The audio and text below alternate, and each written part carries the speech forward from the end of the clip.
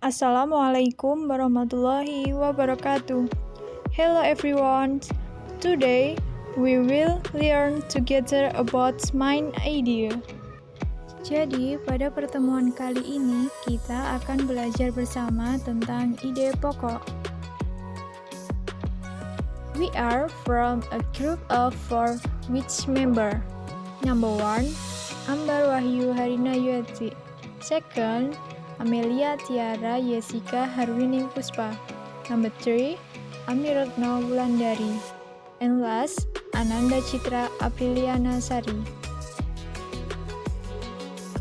The material that we will discuss includes: number 1, defining mind idea.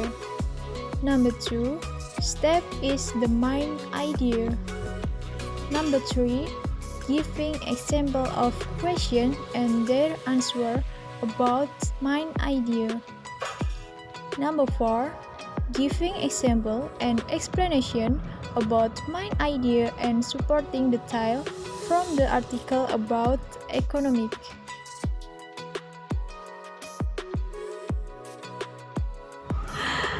The main idea is the idea that is the subject of paragraph development. This main idea is contained in the main sense.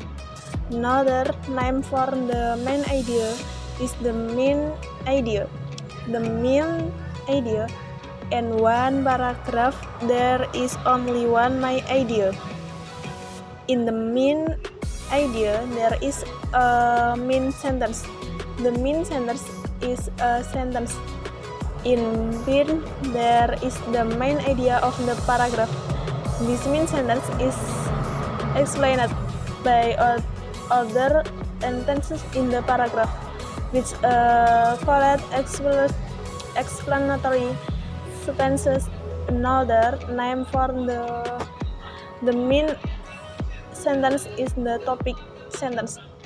An explanatory sentence is a sentence that describes the main sentence. Dalam ide pokok ide pokok adalah ide atau gagasan yang menjadi pokok pengembangan paragraf. Ide pokok ini terdapat dalam kalimat utama. Nama lain ide pokok adalah gagasan utama. Gagasan pokok dalam satu paragraf hanya ada satu ide pokok. Dalam ide pokok terdapat kalimat utama. Kalimat utama adalah kalimat yang di dalamnya terdapat ide pada pokok paragraf. Kalimat ini dijelaskan oleh kalimat lain dalam paragraf tersebut yang disebut dengan kalimat penjelas. Nama lain untuk kalimat utama adalah kalimat topik. Kalimat penjelas yaitu kalimat yang menjelaskan kalimat utama. Masuk kepada macam-macam letak ide pokok. Number 1, deductive paragraph. The main sentence as well as the main idea is located at the beginning of the paragraph, explaining from general these to specific things. Yang pertama adalah paragraf deduktif. Kalimat utama sekaligus ide pokoknya terletak di awal paragraf, menjelaskan dari hal umum ke hal khusus. Number 2, inductive paragraph. The main idea is located at the end of the paragraph. Yang kedua adalah paragraf induktif.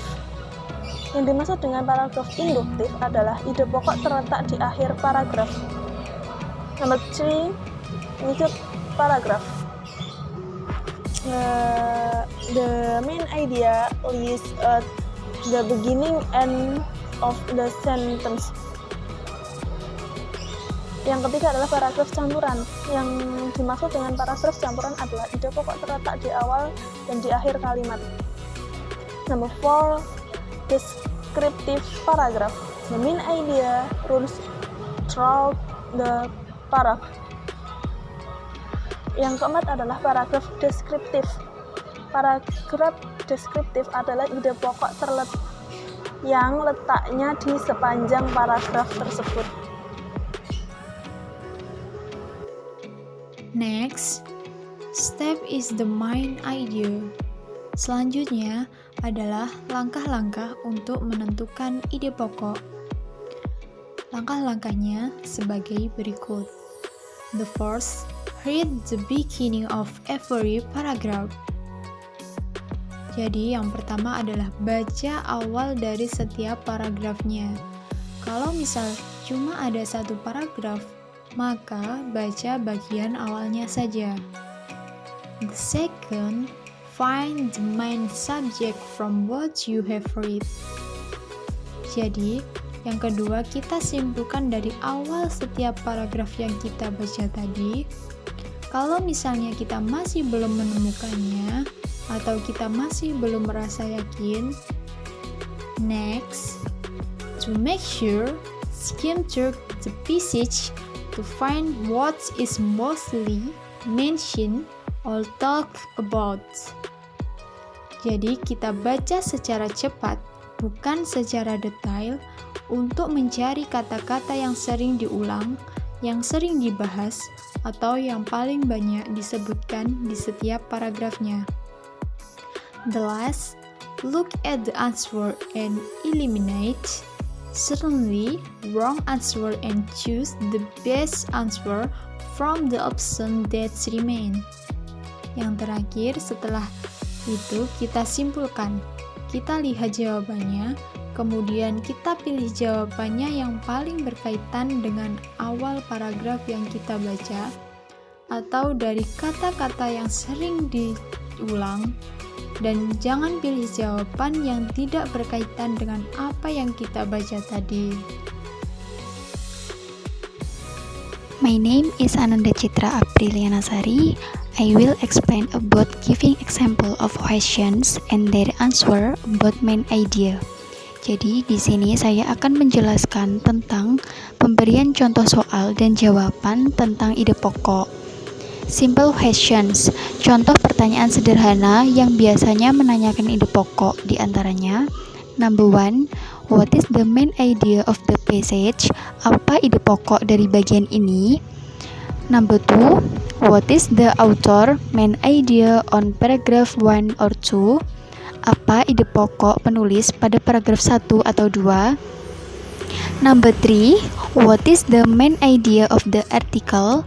Apa ide pokok artikel tersebut? And the last, number 4, the state's main idea of this paragraph is. Ide pokok yang dinyatakan dari paragraf ini adalah. Selanjutnya, sekarang kita mengaplikasikan dengan menggunakan strategi yang sudah kita pelajari. Soalnya adalah, what is the main idea of the passage? Apa ide pokok dari bagian ini? Berikut contoh paragrafnya. Dalam menjawabnya, kita tidak perlu membaca keseluruhan teks.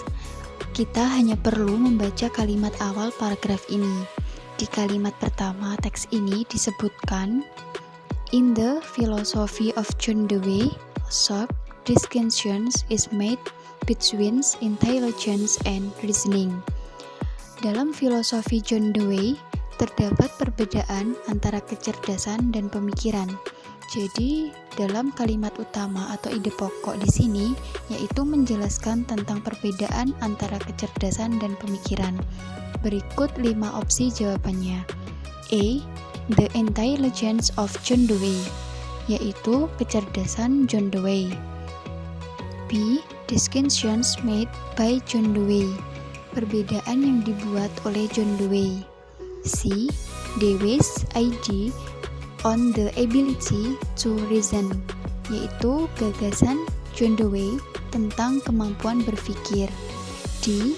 How intelligence differs from reasoning in Dewey's works, yaitu membicarakan tentang perbedaan antara berpikir dan juga kecerdasan. E. John Dewey's dissimilitude in the way of one's reasoning, yaitu perbedaan John Dewey dalam berpikir dengan orang lain. Di sini jawaban yang tepat yang sesuai dengan ide pokok yaitu yang D, di mana sama-sama menjelaskan antara perbedaan kecerdasan dan juga cara berpikir. provide some example of main idea from the article about economy. Jadi, kita akan memberikan beberapa contoh dari ide pokok dari artikel ekonomi. Contoh yang pertama yaitu enrichment of customer knowledge can be done through promotion and education. With these two steps, the customer will have product knowledge. Increasing knowledge level will affect increasing other variables that contribute to behavior. Education should not only be done in the potential vintage market, namely the younger generation. The younger generation is a good vintage market because of the characteristic of the younger generation who are digital native. Vintage marketing to the older generation needs to be more active because this generation is more difficult to adapt to technology even though the older generation is a potential market because of its larger number and good financial capabilities. Ide pokok dari paragraf di atas yaitu terletak pada kalimat pertama yang berbunyi enrichment of customer knowledge can be done through promotion and education. Contoh yang kedua, the establishment of customer attitudes by providing knowledge about Sharia vintage is needed. The knowledge given can be in the form of knowledge about the characteristics that distinguish Sharia vintage from those that are not Sharia, knowledge of the feature of service provided by Sharia vintage, knowledge of the operational process of Sharia vintage, and the knowledge that Sharia vintage can help in solving financial problems. The new normal era can also be used as a reason to intensify the importance of digital finance in marketing programs through knowledge transfer. Ide pokok pada contoh yang kedua terletak pada kalimat yang pertama yang berbunyi the establishment of customer attitudes by providing knowledge about Sharia vintage is needed. Okay, thank you for watching our video. Hope it useful. Wassalamualaikum warahmatullahi wabarakatuh.